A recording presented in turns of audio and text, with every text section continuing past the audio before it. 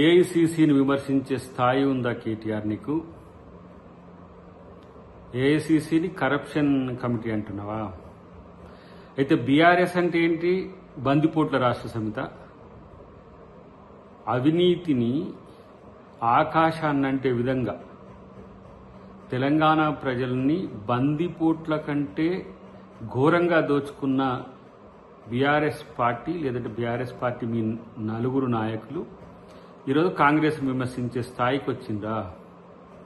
ఇలా దానం నాగేందర్ పేరు స్టార్ క్యాంపెయినర్లో ఉంటే ఇదేంటి ఇట్లెట్లా ఉంటుంది అని ఆశ్చర్యపోతున్నవే.